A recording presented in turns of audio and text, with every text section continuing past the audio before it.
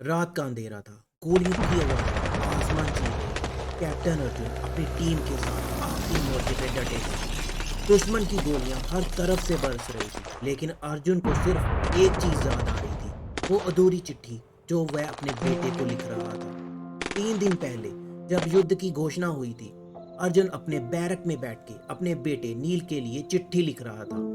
नील, जब मैं लौटूंगा तो तुम्हें सिखाऊंगा कि हिम्मत क्या होती है। लेकिन आदेश मिलते ही चिट्ठी अधूरी रह गई। युद्ध के मैदान में अर्जुन ने हर मुश्किल का सामना किया, पर अचानक एक गोली उसके सीने में आ लगती है। वो धीरे धीरे जमीन पर गिर पड़े। उनकी सांसें भारी हो रही थी, लेकिन उनकी उंगलियां जेब में उस अधूरी चिट्ठी को महसूस कर रही थी। अर्जुन ने चिट्ठी निकाली और अपनी आखिरी सांसें लेते वक्त अपने पास खड़े दोस्त को कहा कि ये चिट्ठी मेरे बेटे तक पहुंचा देना।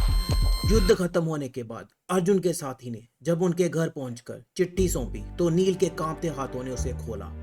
शब्द अधूरे थे, लेकिन भावना पूरी थी। नील, मैं जब लौटूंगा तो तुम्हें सिखाऊंगा कि हिम्मत क्या होती है। चिट्ठी अधूरी होने के कारण नील हमेशा सोचता रहता कि आखिरकार पिताजी और मुझे क्या कहना चाहते थे।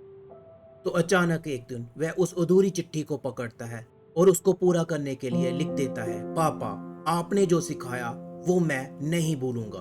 अब मैं आगे बढ़ूंगा और आपकी तरह साहस से जीऊंगा। नील ने सेना में भर्ती होने का फैसला कर लिया।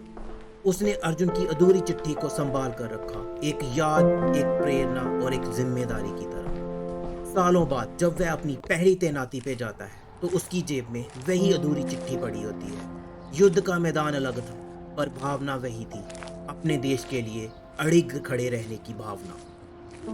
कुछ शब्द अधूरे होते हैं, मगर उनका असर जीवन भर रहता है। ऐसे शूरवीरों की वजह से ही एक देश खड़ा रहता है।